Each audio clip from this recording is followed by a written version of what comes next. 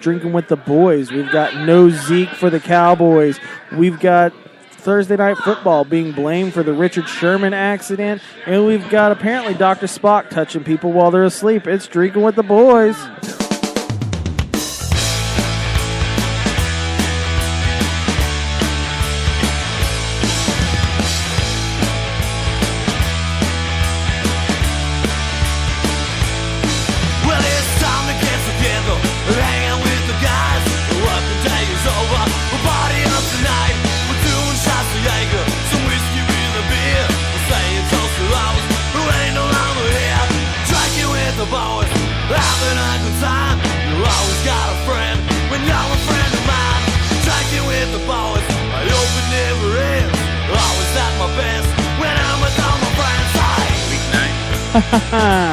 So we are week 9 of the NFL season, and right now the Cowboys are down 17-10 against the Atlanta Falcons. We got a couple of injury updates. Sean Lee is out for the rest of the game. Ended up with a hamstring injury, which kind of seems to be the norm for Sean Lee. Which really fucking sucks because when Sean Lee's on the field, there's a lot of stops, there's a lot of good defensive play, and when he's not on the field, it's like the defensive crumbles. So we've got that going on. We also kind of hit on a few things with Richard Sherman and injury news with the Seahawks. And Corey wanted to talk about college football, but the Irish lost last night, so we're not going to do that. No, we're definitely going to talk about how Notre Dame lost. We're not going to talk about how Notre Dame lost. Because Miami whooped their ass. I woke up and my 4-month-old baby was trying to get alcohol out of the fridge because she just wanted to forget the night. It's like, you're on the wrong You need to get your 4-month-old a new team. I got to find something new for her to do. Why do you cheer for Notre Dame anyways? I love Notre Dame. You're not Catholic and you're not from... We're not enjoying the game anymore. What just happened? No, Taylor Gabriel just went off. Right. And I hate to say it, but Dan Quinn, the guy that looks like your neighbor that possibly hits his wife and may throw baseballs at his peewee son, he's actually calling a good game here today, and it's really kind of starting to show that the Cowboys are suffering. No, he's not actually the play caller. Oh, well, he's doing something on the sidelines. He's pissing me off. He might be defensive, but it's that Sarkisian guy. Steve Sarkisian is the play caller. Falcons have been missing their offensive coordinator from last year, Kyle Shanahan. He went over to be the head coach of the 49ers. Right. And, he's not really turned the 49ers around. I think it's going to take the 49ers moving and not being the 49ers to turn that franchise. They're going to go from, like, the 3rd pick in the draft to the 1st pick in the draft. I don't know. Right. But, Jeff Heath just got shook up. No, they're really missing that. They've got all the same talent, no injuries, and their offense sucks, though, this year. So, right. But 17 is what they've been scoring. 3 out of the last 4 weeks, they've scored 17 points. And here they are stuck at 17 and again. The defense has held their own in the first quarter, too, holding only 14 points for the whole season. So they're not a shitty team. They're not the Super Bowl team that we saw last year that completely fucking crumbled underneath the pressure of trying to do anything against the greatest of all time, Tom Brady, and the Bill Belichick's and the Matt Patricia's and the other guys. No, but this is a shitty commercial. What in the world was that? McCafe commercial. Nobody fucking cares about McCafes. That guy's just fuck off. He's so curious. He's actually jealous of what we're doing. He's like, why is this guy sitting here with microphones? So that's the thing, guys, is nobody really knows that we're coming. They know, like, we're told we can come in here and do this, but, like, people sitting at the bar and at the tables, they don't know that we're doing this. So they just see 2 random, normal-looking people show up with backpacks and we pull out a shit ton of audio Let's cables. pull out all our equipment. We pull out an iPad and a bunch of audio equipment, and they're just like, Why do you guys have microphones? I think our cords probably weighed more than that iPad, though. Look at all the cords we have. I think we... Good Lord. I think we've got more cords than we have. I think we have as much cords as is on the sideline of an NFL game. Right, and none of them are bundled up together. No, but we're watching Falcons Cowboys. Let's run through. We're in the third quarter now. Let's run through some of what's been happening in the first half while Chase checks his phone. We've got Sean Lee is on the sideline. He ain't coming back this game. He tweaked his hamstring. That's what kept him out a couple games this season. Has Sean Lee missed a complete season? Huh? Has Sean Lee missed a complete season from injury? Yeah, he missed it was like 2 or 3 years ago where he blew out his ACL and he missed the whole season. That's what I thought. He had missed the whole season. Yeah. But he is just an injury-prone human being. No, it's true. He's an incredible linebacker, but he's also very injury-prone. Right. Also, man, I wanted to say earlier that the Pepsi commercials were the worst. Nah. This whole, Fox 4 Good Day stuff, that's the worst commercial. Well, Fox 4 Good Day is not a good day. I wish we could watch Cowboy games not on Fox, because then we wouldn't have to be subjected to that. Or Troy Aikman. Jeff Heath going to the locker room. He got his bell wrong. Whoops. No, Sean Lee, we can only pray that he's not going to be out next week, because he's been... everybody knows he's an integral part of this defense, but... the stats show it very, very clearly that Cowboys give up 30-plus points when he's not on the field, and they have a good defense when he is on the field. So and now their offense has been handicapped with the fact that Zeke Elliott now has to sit that 6 games. Right. Which, honestly, Falcons are about to score. They're at the 1. So Falcons are going to have 24 points if they can pull... it would be an incredible stop if they were held to only a field goal there. That was a pretty good tackle by whoever that was. I think it's Hitchens or something like that. But, early in the game, Cowboys' defense was playing pretty good. We had an interception by Xavier Woods. Some good things happening, but... It's just kind of that second-half syndrome we've got going on. There's a lot of games where it's like the team that's out first isn't really the team that comes back in the second half. Yeah.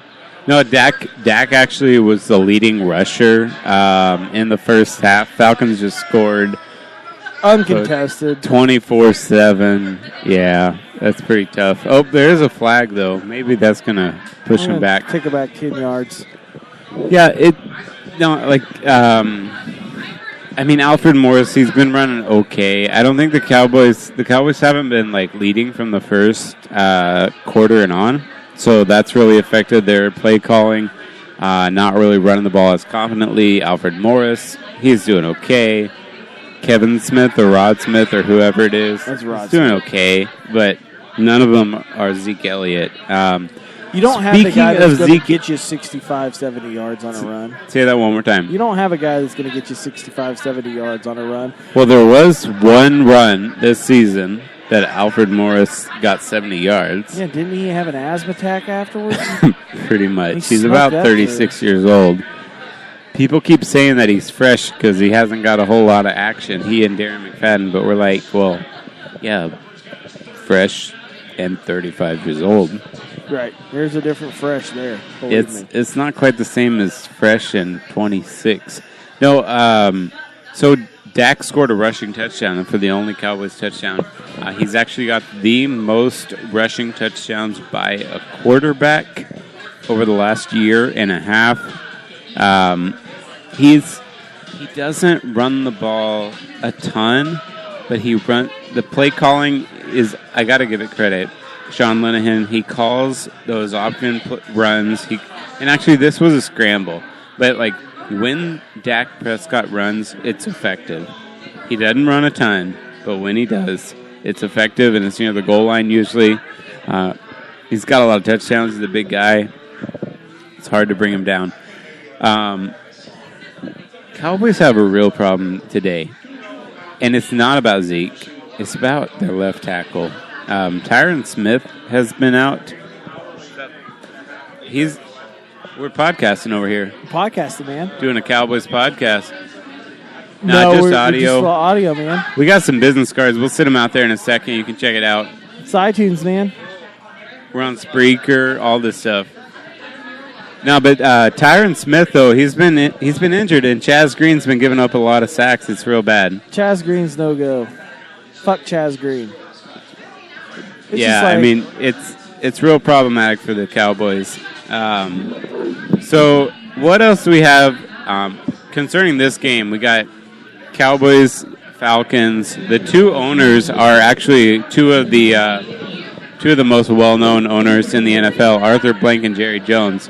Well, Arthur Blank happens to head the committee for compensation committee amongst NFL owners, and he kicked. I got this, but yeah, what's up with Jerry Jones and Arthur Blank? Jerry Jones is going back with Roger Goodell, and a lot of it thinks it has to do with the fact that Roger Goodell is fucking over Ezekiel Elliott. But that's not the case, because Roger Goodell fucks over any goddamn human being that comes in contact with him.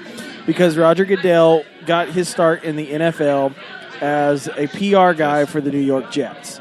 And now he has raised himself up. Corey's out here PRing it up. Corey could be the next commissioner of the NFL. But what they do is they're trying to block the negotiations for a new contract for Roger Goodell. And it's just kind of come at a bad time where this is all going on and everybody's, in an uproar about the Cowboys situation where they feel like this isn't really the right time for Jerry Jones to do it. But Jerry Jones has never been the person to be like, hey, I feel like right now is the right time to do this because after, we got rid of Jimmy, it just ain't been the same.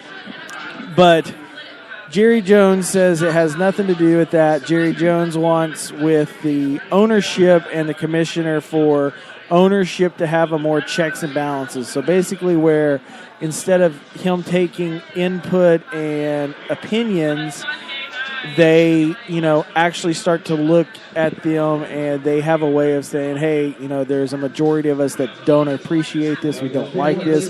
So they block it. And so that's kind of where they're at with it.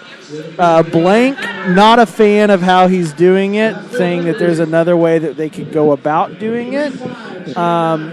But from what I understand, the attorney that Jerry Jones has hired is the attorney. He's dealing with the Harvey Weinstein shit right now. He's dealing with a few other high-profile cases that he's done. Is he a real big shot? He's a real big shot. So it's one of those things where it's kind of like, you've got Blank, who's probably, third most infamous owner in the NFL right now behind Kraft and Jones. He's for sure up there, yeah. Yeah, who's stepping up to the plate and saying this isn't how we need to do it. Well, honestly, he's siding with Goodell. I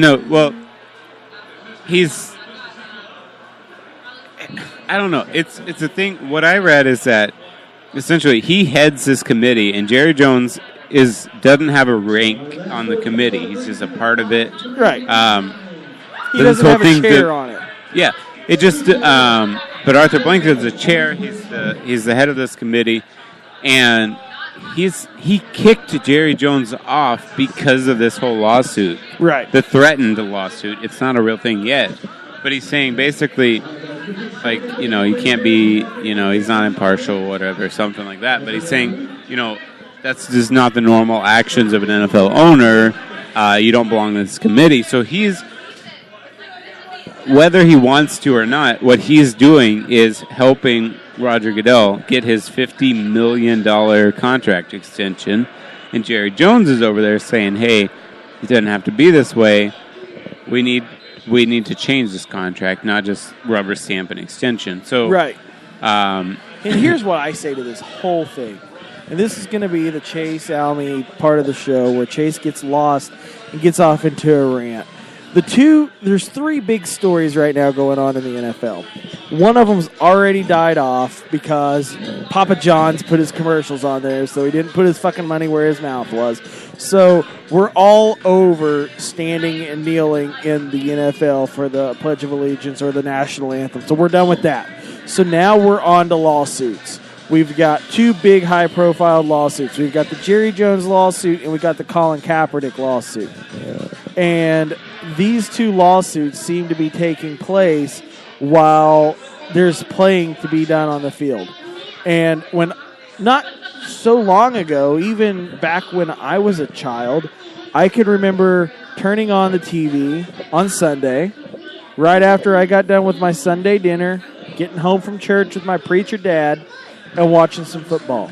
And what I saw was 11 men lined up against 11 men, and they beat the shit out of each other for a fucking hour. And it was the greatest thing that I remember ever watching in sports. And it was real men playing real football and having a good fucking time at doing it. And we were all entertained. Now it's every day I fucking turn on the TV, there's some new lawsuit going on, whether it's through the Players Association or we're not making enough money, so we're not going to play. We've got people who aren't talented who wanted to stand up and be a fucking idiot, and now they can't get a goddamn job. Nobody else to go off and sue. I don't see people lining up and suing Capital One, which is a big employer here in Plano. They're not important than the game that's being played is complete and utter bullshit. And I'm so tired of it. What that article that we talked about last week or the whatever week it was. But the problem is, though, that whole thing with the Wall Street and so far. I feel like that's something that we're going to continue to see. The quality of play that's out there isn't going to be that great because these guys aren't doing full contact except for once a day. Most of the time, even then, it's pads and it's shoulder pads and shorts. But you've got this situation going on where now we're blaming Thursday Night Football. I'm going to tell you right now, the only reason that I watch Thursday Night Football is to piss my girlfriend off. I usually don't have a horse in the race. I'm a Pats guy. I'm a Cowboys. Teams that we don't care about. Being in the NFC, being in Dallas, we don't give a shit about the Cincinnati Bengals and the Buffalo Bills and the New York Jets and the Jacksonville Jaguars, and we're going to go on and on and on with all these, the Steelers. We don't care about the Ravens and the Bengals and the Browns. We care about the one good team. Rules and having teams have a shortened week. Yeah. But also in that Thursday night game, the Seahawks are now being looked into on not following the protocol for concussion for Russell Wilson. He got a hard hit to the helmet, and they have these little injury tents where they can hide from the other sideline or whoever they're hiding from. Right. But they take the injured player, and the doctor goes in there real quick. They spend about 2 seconds in there, and I don't know. They give him some smelling salts, or they just tap him on his helmet and say, "Hey, you're good." It wasn't. It's supposed to be much lengthier. Whenever there's an NFL official, he's supposed to say, "Hey, this player needs to." Walking around smacking your gum, you look like a goddamn cow. You look like a cow. It does remind me of a girl in high school. She was like Doug McNair. Yep. Texans owner. Right. No, I mean I think it's going to get to basically every owner. Oh yeah, all 32 eventually, owners. They're not going to get discovered. There's significant reasons why, all these high-profile businesses. Colin Kaepernick's lawsuit is a lot like Colin Kaepernick, a waste of time, money, and effort. Colin Kaepernick he had 1 year and he fucked that up by making his little stance, and now he's not good enough to take the risk on, and he's too much of a risk to run away your fan base. Yeah, at the end of the day, it's not about the product you put on the field, but the product that you put on the field. And what I mean by that is it's not about the quality, it's about the quantity. How much money is a Dak Prescott jersey going to make me, or how much money is a cost at this point? But it doesn't matter. It's just kind of one of those things. But yes, the Colin Kaepernick deal, dragging everybody into it. So if any NFL owners or anybody's listening to this show, don't talk about trying to pick up Colin Kaepernick. Shut the rumors down as soon as they start so that your text messages and your emails don't get read into. But Corey wants to look around the NFL. Well, I think this is going to be our new weekly segment. The look around the NFL? It didn't have a name at first, but now it has a name. It has a name, Giants Suck, and we're real happy about it. 49ers, the winless 49ers, Are are going into the last half of the fourth quarter with a pretty significant lead. We're talking 17-point lead over the Giants. I don't want the losing streak to end.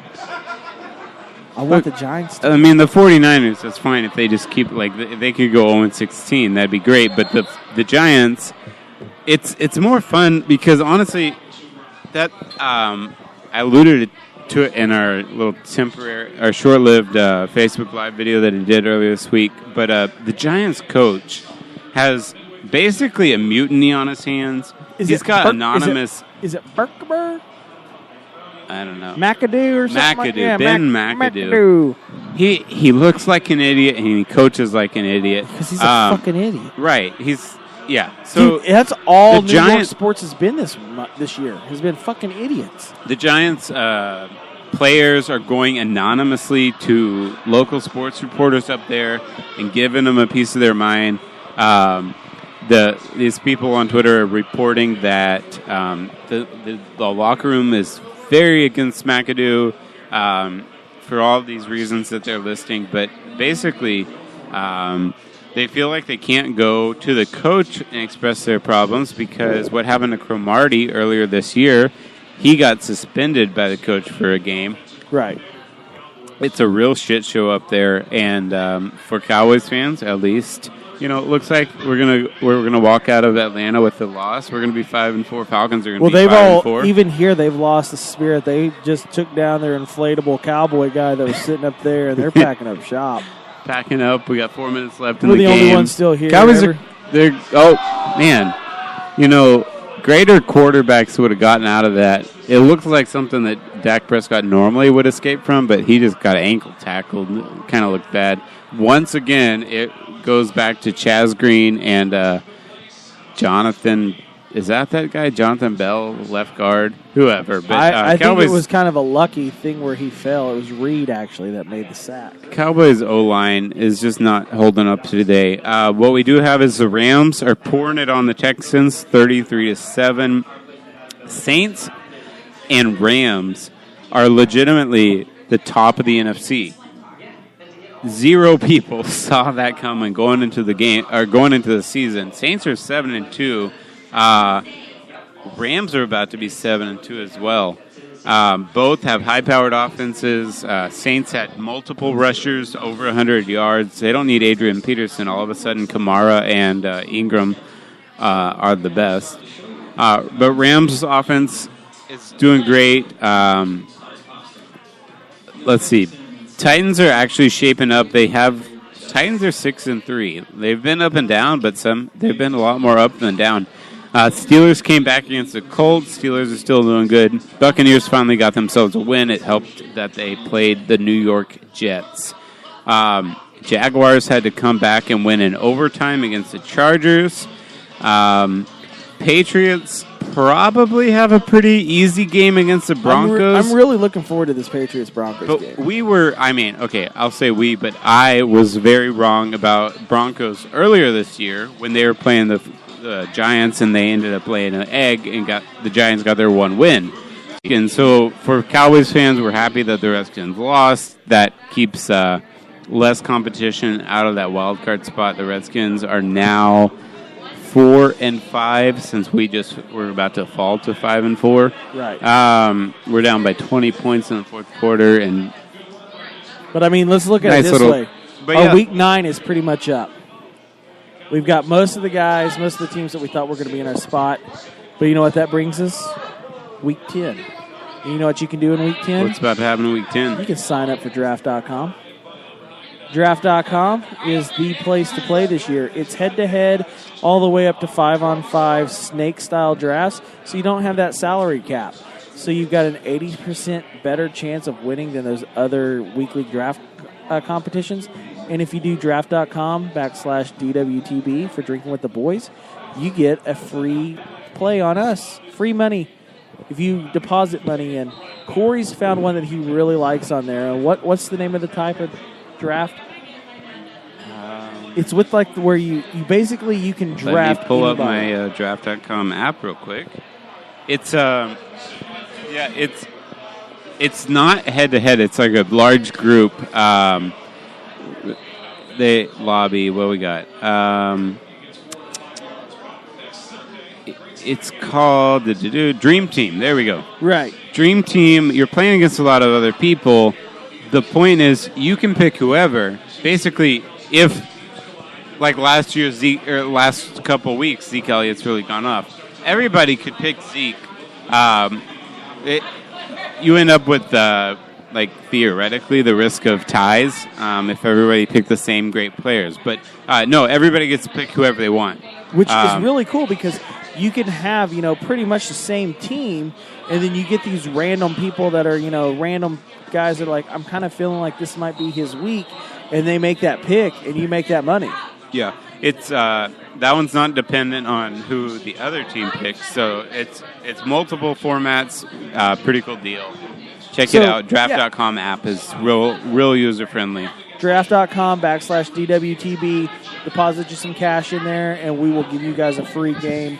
And if you don't like it, they will refund you up to $100. And they're really cool on stuff too. If you get weird injuries and stuff like that, they're giving people stuff. Well, we got what happened last night, Chase? We got some college football stuff. It was whether or not you want to talk about the Notre Dame Golden Domers sucking real bad against Miami Hurricanes. There was a lot of upheaval in the top part of the college football world. So numbered Clemson had a close game against Florida State. Clemson's ranked number 4. Theoretically, rankings don't mean a thing. War Eagle opened up yesterday, too. Yeah, opened up a can of whoop-ass on Georgia Bulldogs. Yep. At Auburn Stadium, at Jordan Hare. So you should see some Boomer Sooner up there in the top. For sure. Because the Sooners beat TCU, who's had a really good season so far, too. So you got 2 one-loss teams going head-to-head. They're currently ranked 5 and 6. Sooners end up with a comfortable win. And so, they're going to be in the top 4. Bama held on. Miami is going to be in the top 4. OSU, we'll see about that. OSU may move up, too, because... Ohio State, maybe. Ohio State and Oklahoma State. Oklahoma State's got the second loss, so they lost to TCU and Oklahoma. Right, but they don't have any chance to win the Big 12, really. They don't have any chance to win the Big 12, but they could move them up in the rankings. Which brings us to our next point is I'll care about college football when we have at least an 8-game playoff. Or an 8-team, sorry. Baby steps, Chase. Yeah, baby steps. We've got 4-team playoff. And we haven't taken a step since. I mean, that literally happened a year and a half ago.